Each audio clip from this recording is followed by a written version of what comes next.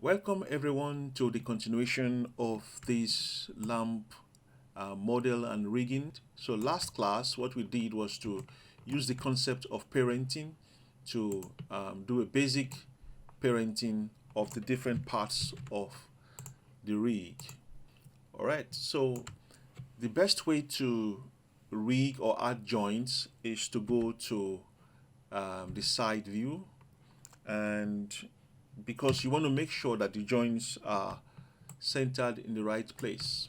Now, to enable us see through, there's this option here that says X-ray joints. So if you click on that, you're going to be able to see the joints through the mesh. All right, so now we're going to start adding joints. The first thing you want to do is make sure that you've changed your menu set to rigging.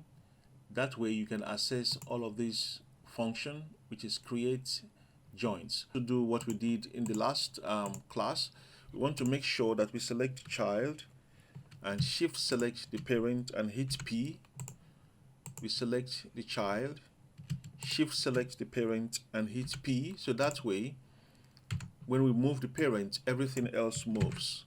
So we're going to select the child, shift select the parent and hit P, and here we want to make sure we select the bulb, make it a child of the lamp head, hit P, and then the lamp head becomes a child of the neck.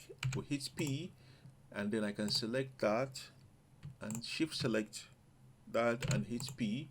That way when we move the lamp everything moves. Okay, now the next thing we want to do is go back to the side view so that we can create the joints. Remember I said you have to activate the rigging menu set so that we can see all of the options here. So we're going to go to skeleton, which is a sub menu here, and there's this option that says create joint.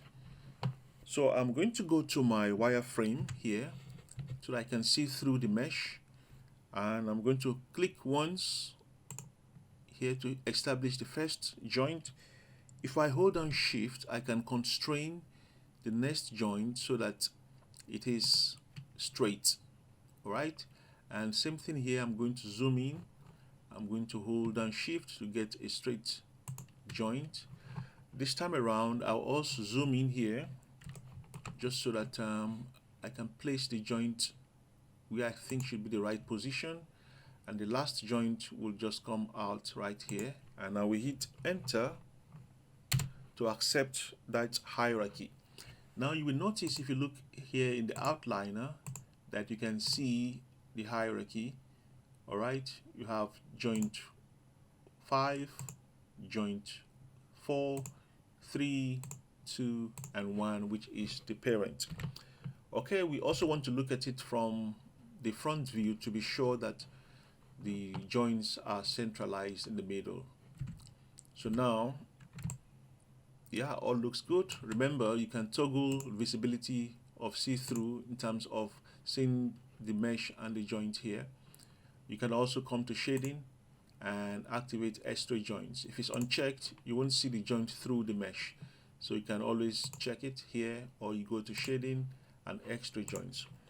Now the next thing we are going to do is make sure that the joints becomes the parent of the mesh. So the joint is going to control the mesh, because remember in my last class I said it's not always advisable to animate the mesh. You want to make sure that it's controlled by either the joints or a controller. And talking about controllers, animation controllers, we're going to get to that in the next class. But for now, let's hook up the mesh to the joints. Okay, so I'm going to select the child. I will shift select the parent, and I will hit P. So that way, when I move the parent, I should be able to move everything. So the mesh becomes a child of the joint.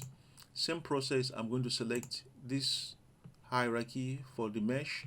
I will shift select that joint, and I will hit P.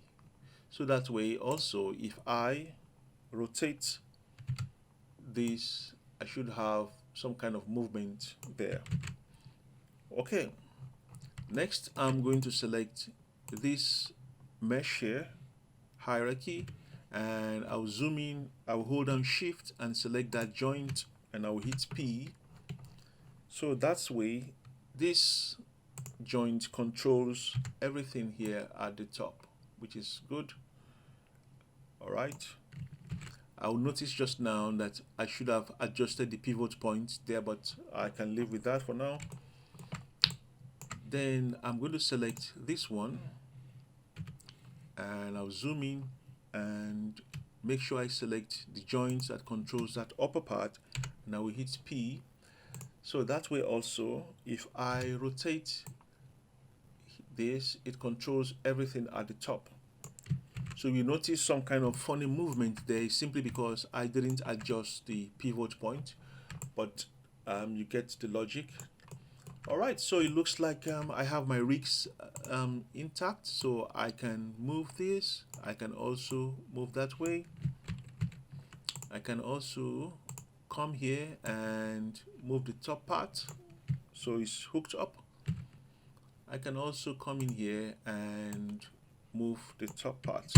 So what's the difference between what we just did now and the previous one? So if I uncheck the visibility, you notice that both of them are rigged, but then this doesn't have joints. Like I said, it depends on how easy you want to go, or how complicated or how organized you want to make things. But this, I believe, introduces us to the concept of rigging. You could use parenting to hook up the child to the parent, and you could also use joints to hook up the child to the parent. I hope this makes sense. If you have any questions, please feel free to ask in the comment section, and I'll be more than happy to answer your questions. So in the next class, I'm going to show you one way we can add animation controllers.